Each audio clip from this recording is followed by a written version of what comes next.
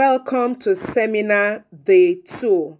In this lecture series, we are going to learn about the best 21st century teaching methods and techniques. So, continuing, let's see the meaning of a teacher. A teacher, also called a school teacher or formerly an educator, is a person who helps students to acquire knowledge, competence, or virtue. A teacher is innovative. You can see the image of this teacher with a computer. A teacher motivates. A teacher motivates. A teacher is dedicated.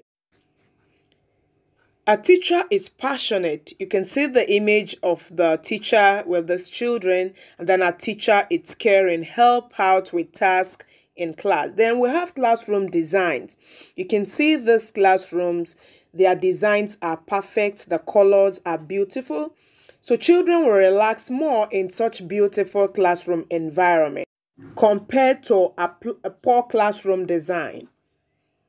Now, section 1, we're going to look at classroom English.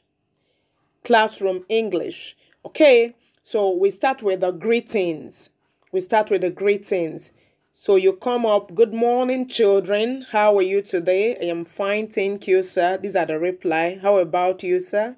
I am also fine, thank you. So it could be ma, it could be sir, depending. So your greeting should go down well. Good morning, children. How are you today? Okay, it goes on to talk about their emotions and all that is involved. Then when we come at the prayer assembly, the one we call morning assembly, it's important you form in a line, stand properly, take your hands distance, okay? All these things brings form and order. After the dispatch of the prayer, go to your classrooms in a line. Don't make a noise, keep quiet. Those who are late, stay there. Those who are not in uniform, stand here. So all these orders and routines help orderliness in terms of school procedures. So when you tell the children to form a line, to stand properly, take your hand distance. After dispatch of the prayer, go to your classrooms in a line. Don't make a noise, keep quiet. Those who are late, stay there. Those who are not in uniform, stand here. So this helps you to create order. It helps you to create order in all forms. Attendance taking is an important aspect of school. It's very important that teachers take their attendance.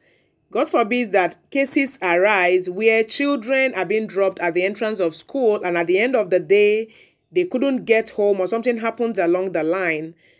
The school management will refer to the attendance. So attendance taking is a crucial part of the school day. So you say, let me take your attendance first. Be ready for attendance. Can you give me your attendance, please? Shall we take attendance? These are the prompts you can use. Then you could ask, is so-so person in school? Is Raju? Is it present? Is Lakshmi absent? Where is Amma? Where is David? Where did they go? Where does she or he go? So all these things help you out in terms of taking attendance. It's important you call the children by their names and you ensure they answer themselves. Now, giving commands / orders in class. Listen to me carefully. Do what I say. Everyone look at the blackboard or the whiteboard as the case may be. Take your textbook and see page number 43. Write down please. Where is your notebook? Write the date on the blackboard. All these are commands, but they are in a polite way because these children, whatever you say to them, they learn and oftentimes they repeat them. Open the door, close the door. Why don't you open the window? Ravi, go back to your seat. Hey, Ramu, come forward. Come and sit in the first row. You stand up, boy or girl. Bring me a piece of chalk or bring me a marker. All these are prompts and commands we use in the classroom. We should try as teachers to make these things polite. In other words, we build confidence, we build civility in these children. Switch on the fan, switch off the light. Can anyone rub the blackboard or can anyone get a board wipe and clean off the whiteboard? Move a little bit. don't move, stay there, don't nod your head, don't turn your head. These are commands and orders in class. And whenever teachers are using these commands, they need for them to be polite. It goes a long way in the teaching process. So these are the best teaching methods that any teacher could incorporate in their classrooms. Moving forward, we want to look at control and discipline. Control and discipline. Don't make a noise. Don't say anything. Keep quiet. Look here. Don't look that side. Will you stop talking? Stop talking. Politely, you're saying it. Or keep calm.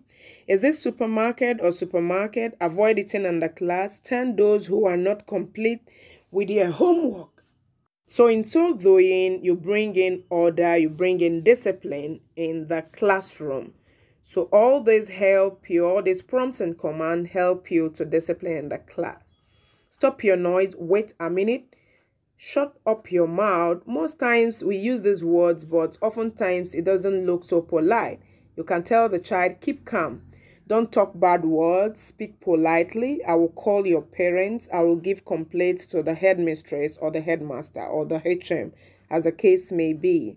So these are control and discipline commands that we use in our various classrooms. There's need for us to be polite in all this form. Remember, you're dealing with children on the age.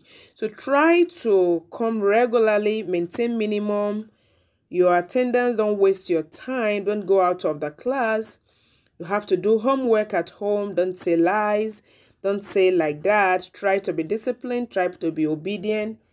These things are words we use to encourage these children to be obedient and then to follow rules and have respect for others. We can have our classroom rules placed on the wall and read them out to the children. All this help in control and discipline of the children in the class. Next is starting a lesson. How do we start a lesson? Do we just come into the class and we face the board and start writing? What did we discuss in previous class? Where we have stopped yesterday? Who will say that? What I taught you yesterday, who knows it? Can anyone read what I have written on the blackboard and on the whiteboard? Shall we start the lesson?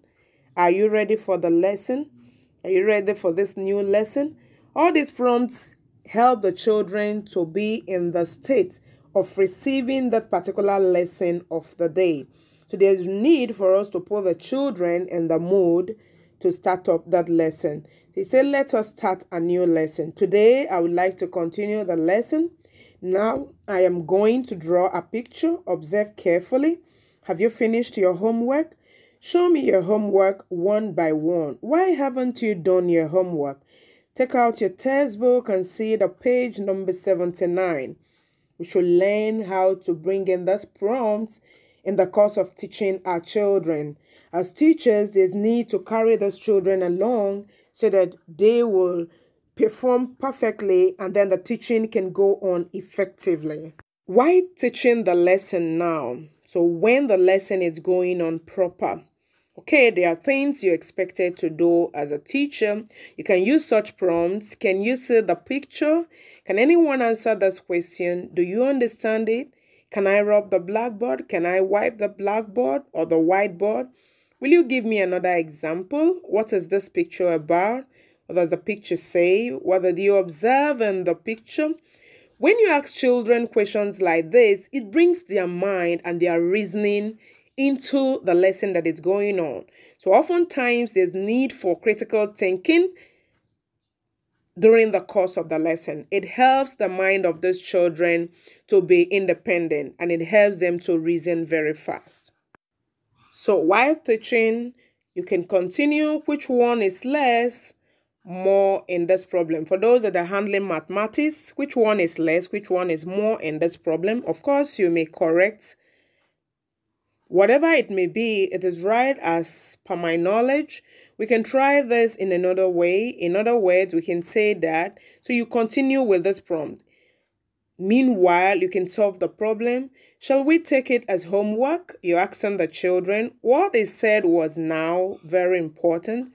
We can continue like this in the course of our teaching and the lesson. This prompt helps the children to be at home with what is being taught, and it makes involvement. It brings the children to be involved in the course of the lesson. So while teaching a lesson, try to answer this in your own. Can you repeat it?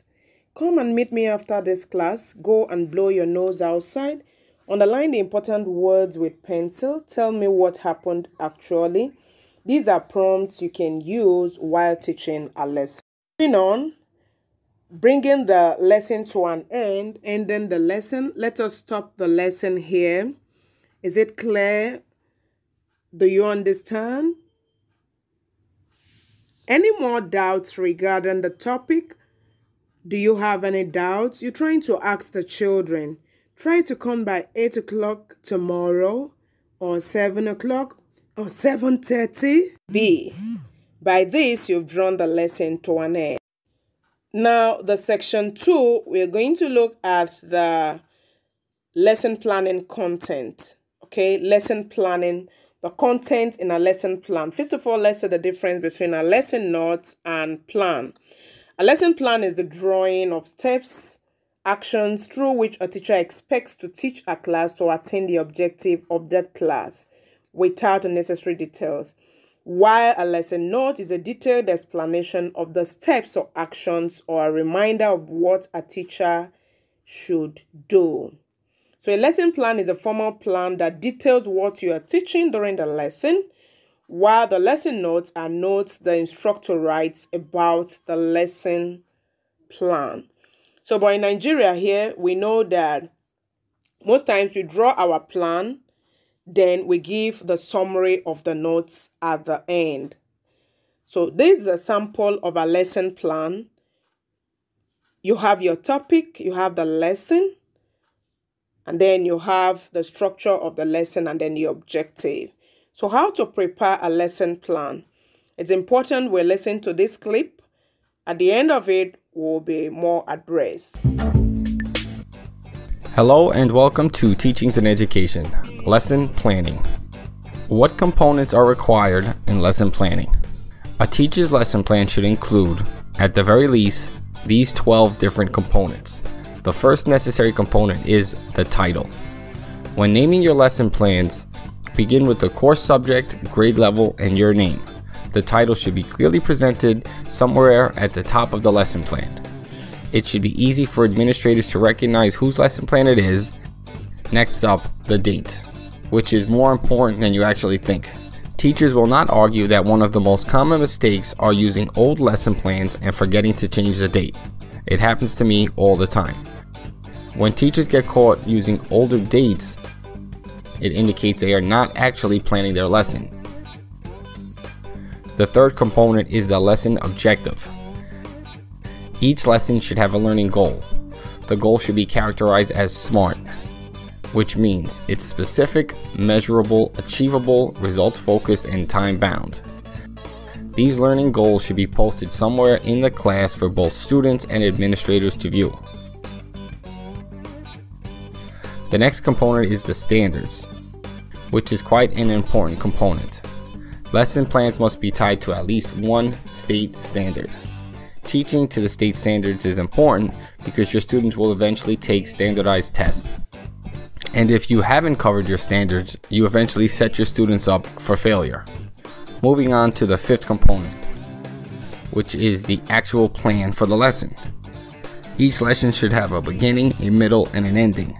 You should also write in the sequence of activities and events in your lesson.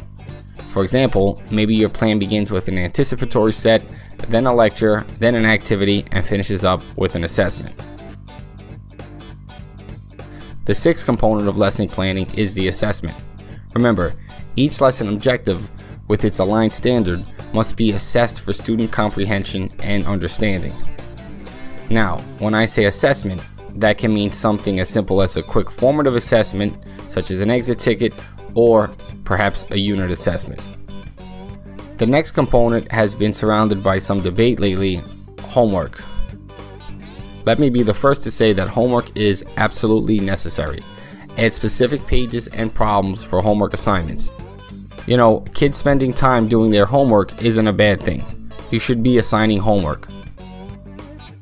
The next part of lesson planning is to add some cross-curriculum standards. English language arts and other subject standards should be included when touched upon in a lesson. Especially look to incorporate English language arts. Think about a physics lesson on quantum mechanics and Albert Einstein. That lesson could have both history and science standards. The next component is differentiation, which great teachers actually do. You can include differentiation of instruction through content, process, and product. Also, differentiate for students with disabilities and ELL students as well.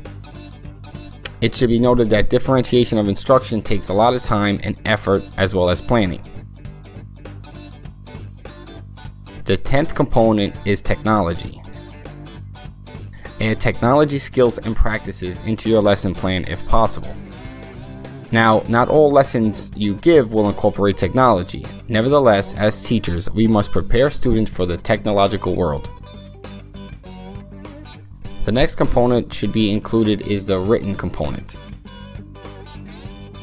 Remember, writing is a transferable skill that students need for most disciplines and need as career professionals. Even if you're teaching math, have your students write out steps to solving a problem. Place open-ended questions in your assessments. And now, we finally made it to the last component, career skills and career-ready practices. All teachers should try to instill career-ready practices that will prepare their students for careers later on in life. Education is ultimately the responsibility for preparing students for life outside of school.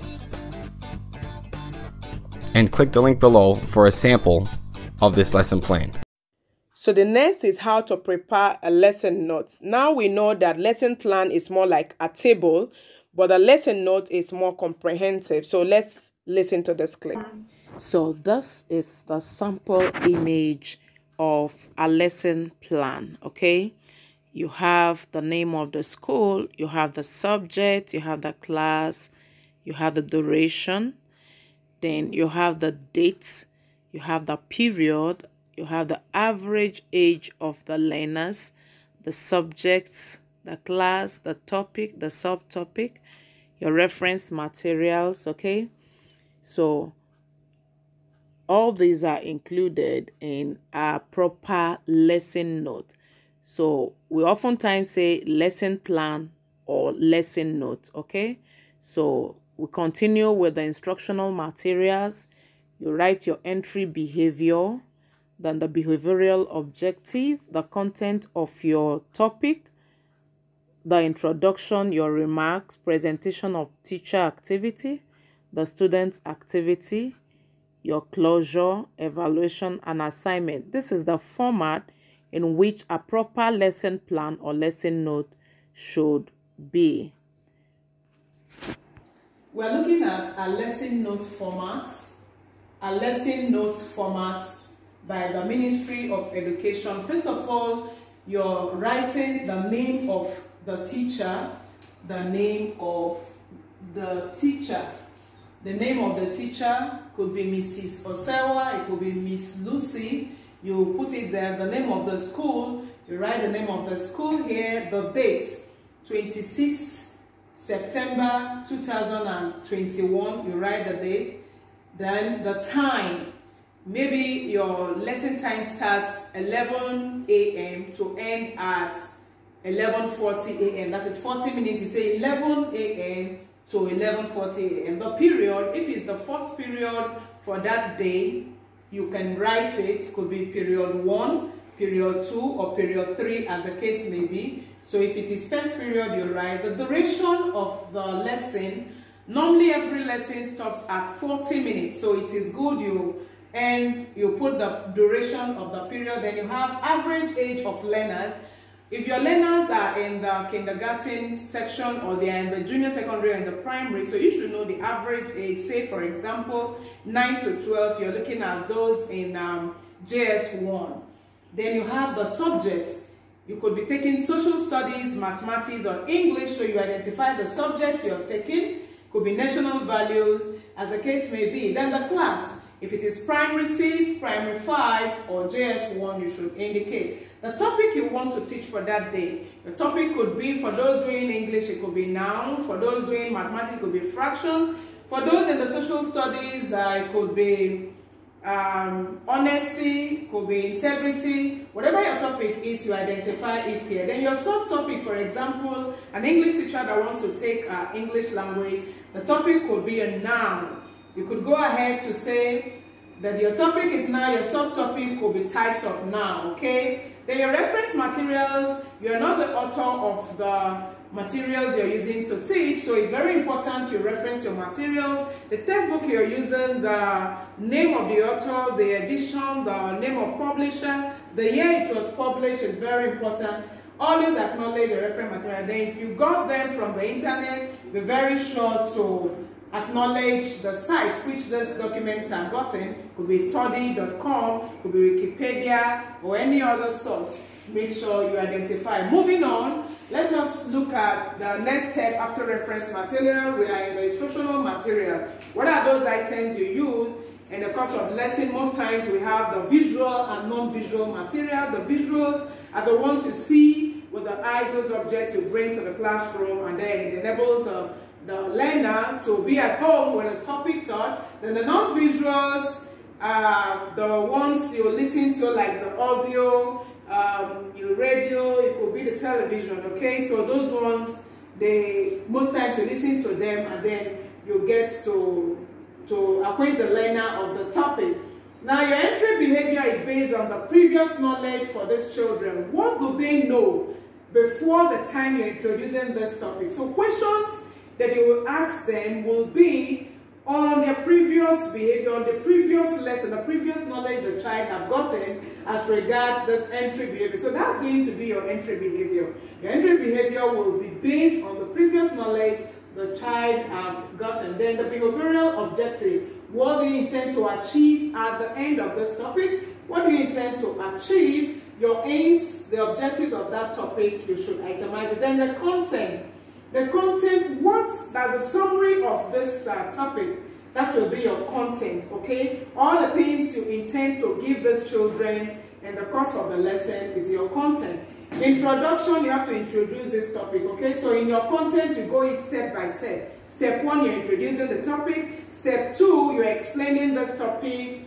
Then it could be activities of the teacher, okay? Then you have the student activities, okay, in this content. Children activity could be that they are asking you questions and you're explaining those questions and giving them the answers to these questions. So your content is what you have to do in the class, your activities, your steps in the course of teaching. So your introduction could be your step 1, then you give remarks at the end of the lesson, okay? If you're talking about government, you could say at the end of the lesson that it is important that governments are responsive in the society. Then presentation of teachers' activities.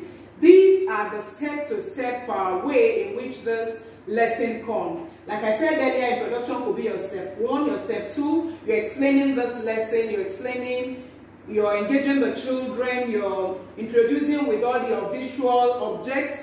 Okay, you could do by demonstrating this object so that the children will be carried along in the course of this lesson. Then you have your step 3, step 4, depending on the stages at which you want these children to get this lesson from. Then the student activity, like I said, you could be explaining giving answers to all the questions these children are asking, or you could get them involved in an activity, you could put them in smaller groups and give them some work to do. It helps learning to go far. Then your closing for this, your lesson note, that your closure, you could give your remarks, then evaluate these children, give them some questions, try their hands. Oftentimes, it's not always good to do copy and paste. You could go online, you could go into the internet, pick on questions, quizzes and worksheets related to these topics. It makes your teaching lively. Get the children engaged. Don't just give them what they are used to.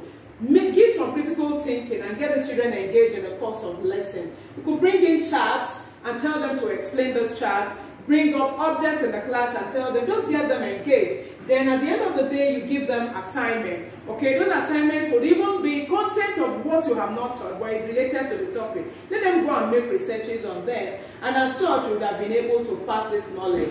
Now, I just want to tell you that oftentimes people get it confused between lesson note and lesson plan. The plan is what you intend to do in terms of the teaching, while the lesson note is the note proper. So everything you have seen here is the way in which your lesson note must go. This is the ministry standard for Nigeria. Other countries too have the way they make theirs, but for the now, this is how a lesson note will be. So that's a long one on lesson note preparation. Next, roles stroke importance of assessment. What role does assessment play in the course of teaching? So assessment is an integral part of instruction. It helps to determine the goals of education and ensure they are being met. Moving forward, we are going to look at the roles of assessment in learning. Are you ready to gain this new knowledge? So let's go.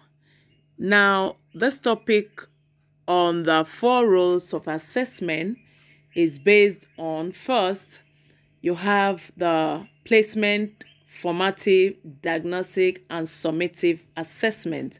Okay, the placement assessment is used in gaining entrance, maybe into a school, but oftentimes is at the performance or that's at the beginning of the lesson. Formative assessment is to assess the child, the weaknesses, the strengths, the progress, whether it is satisfactory or not. Diagnostic assessment is to know those persistent learning problems and then formulate plan for remedial action. So it checks difficulties. Summative assessment is like the final assessment, like the final exam. Okay, it's used to certify mastery of the particular content. So these 4 examples, their placement assessment is for entrance, formative is for quizzes, diagnostic is assignment, and summative is for final exams. So we want to look at Montessori versus traditional teaching methods. Montessori versus traditional teaching methods and techniques, okay? Now, the Montessori, we're going to look at the definitions, explanations, merits and demerits of Montessori and traditional teaching methods, okay? When we look at the Montessori method, it's more of learner-centered, but the traditional teaching method, it's more of teacher-centered, okay? So we'll explain this in the course of the training. Montessori is child-centered education. Montessori philosophy's greatest difference is its emphasis on being child-centered. While in a traditional education, every child in the class must follow one path set out by the teacher. So Montessori education follows the individual child's interests using observation. The child is being allowed to choose, to make its choice. So Montessori is a method of education that is based on self-directed activity, hands-on learning, and collaborative play. But the traditional method of teaching is when a teacher directs students to learn through memorization. So there is no development of critical thinking, problem solving, and decision-making skills. So this is the difference, okay? Now, the images before you is that of Montessori classrooms. You see how spacious, how organized the arrangement of things are, how teachers get the children engaged in activity, how children are allowed to play on their interests as regards learning, okay, compared to the traditional classroom where it is a one straightforward curriculum, teacher giving instruction and rigid rules and patterns of learning.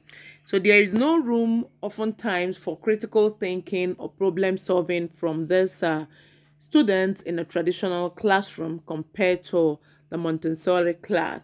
So traditional teaching, like we said earlier, involves the normal teacher giving the children instruction, and in the traditional teaching, the content is always rigid.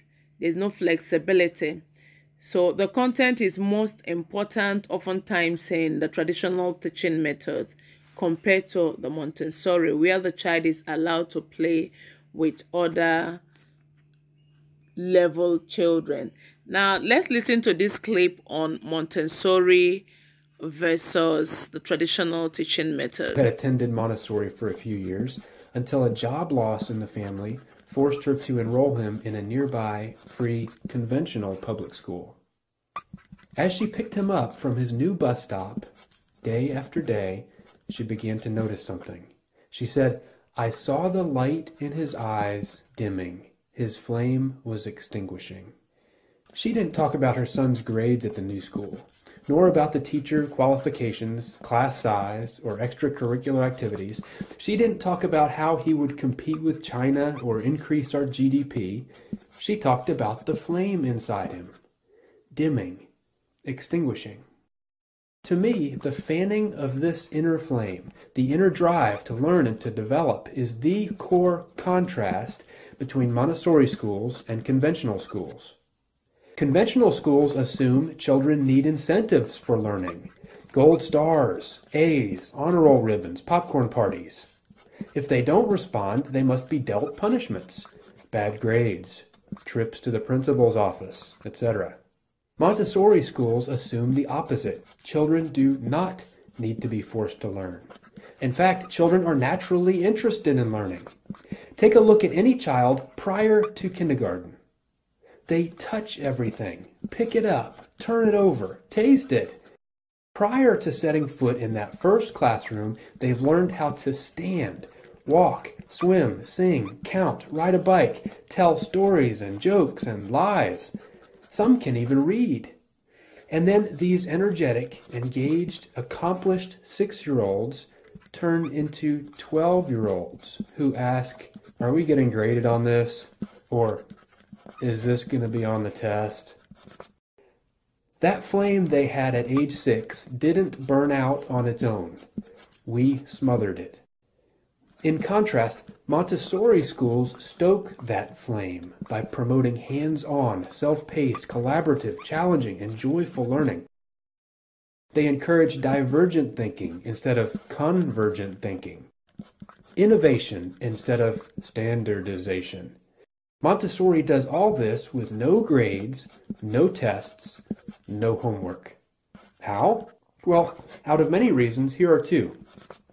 Mixed-age classrooms. Montessori classrooms have 3-year age ranges. 3 to 6-year-olds in one class, 6 to 9-year-olds in another, and so on.